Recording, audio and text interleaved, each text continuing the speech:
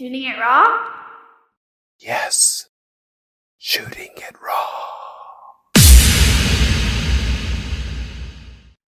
So in the photo, it's called A Prayer for the Soldiers. It's basically shot from overhead, and we see some people in military fatigues. Most people are. See a couple of people holding rifles, but on the table there are a couple of bottles of wine. There's a talit. There's the skull cap, the kippah. What is it? It's basically a shot downward of, I think, a guy's holding up a cup of wine, probably giving a prayer. There's like a kind of tray with candles. The light is coming from overhead. Hard to know. It could be daylight because everybody's standing on what could be grass or could be, yeah, it looks like grass, I guess. So what's this? Okay. So, just to give you a synopsis, the light is actually from generated. There's a generator running and there's floodlights. This is already dark at this point. Right. Okay. So, there's more and more soldiers coming in at this point. It's the end of the Shabbat. And at this point, I've been accepted. Okay. Because I'm standing way over these guys, and I want this shot because it's very emotional, okay? Mm-hmm. In the sense that, there's a unity, but there's a prayer for the soldiers, for the safety of all the soldiers, for the country, okay? And for those victims that were massacred, as well as the hostages that we know that have been taken by the terrorists at this point. So, they got the whole table set up, and if you notice, there's even there's a picture. It's hand drawn by a child of the Star of David. Yeah, that's on the table as well. So, all the pieces are there. You have prayer books, you have the kippahs, you have the candles, you have the wine, talet. And the soldier is holding a glass of wine, and there is a prayer that is being given, and everyone comes around to join in on a very sacred moment. And I try to capture this because I really felt extremely emotional at this point. Okay, it's just and the grass you see is actually fake grass, just so you know, because it looks like it's all mud underneath, and the volunteers have set this place up so that they could cook, so they could feed, and there's dirt floating around everywhere. So it was very, very emotional, and I am standing from above. I'm standing on a chair, and I'm actually, I think someone was actually holding me so I wouldn't fall. Just so I can get this shot, and just to get an idea of what these guys are going through. They can use every prayer, because in thinking, I met many soldiers. Hundreds of them came that evening, and I kind of wondered, well, how many of these soldiers will not come back in a week or 2 weeks or 3 weeks? Israel is going to have losses. It is a war, and it's sad. A lot of these guys were very, very young. They're active soldiers between the ages of 20, or rather 18 and 21. There were a lot of reservists that did come back, and you can see it in some of the photos. They are older. They're in their 30s. Reservists that voluntarily come back.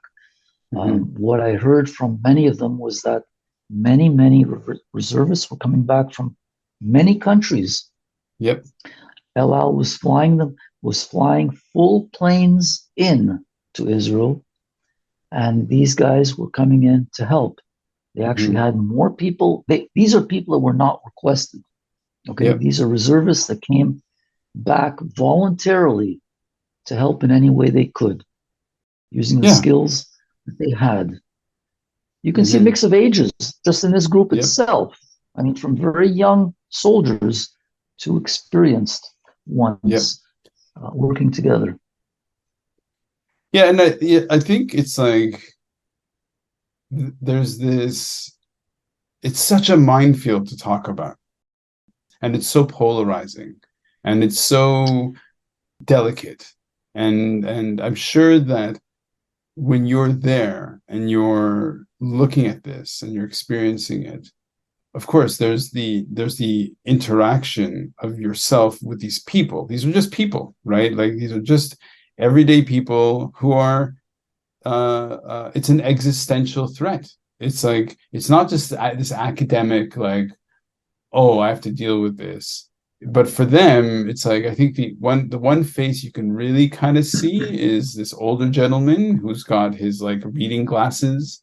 He's wearing, army fatigues, but he must be at least in his 40s or 50s. And yeah, he's actually the one that was giving out the prayer. So okay. So yes, to the young soldiers, to the soldiers that were actually in combat, the threat is real, because this is 1 week later, and the threat is very real, not just at the border with Gaza, but of course, as you know, on the northern border there were already rocket attacks from Lebanon, Syria, from Hezbollah, and at this point, I'm not sure if rockets were being fired from Yemen, but that's another front that they have to deal with as well. So at this point, this is 1 weekend, and nothing is contained at this point. It's not where you can kind of put your guard down and say, okay, fine, we've got this contained. The whole border is secure, and we know that there's nobody in Israel left. So it's not there yet. And I thought to myself when I was there, first thing I did, my family did not know I was going to be there. In fact, my family from day one insisted that I leave immediately. So you can understand that, right? I mean, I had no,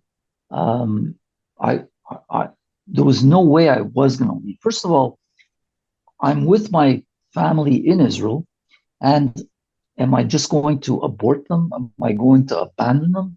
No, I didn't feel a personal threat. Okay, so no, I was going to stay. I had this opportunity that I told no one about, except the cousin that set it up, and I was going to go through this. And to this point, I haven't really mentioned it to anyone. They'll see it in the video when it comes out. Okay, but yes, being close to the border, I nevertheless felt safe. I'm surrounded by hundreds of armed guards, basically. Okay, I mean, there's no safer place I could be. Right. Yeah, that's a lot.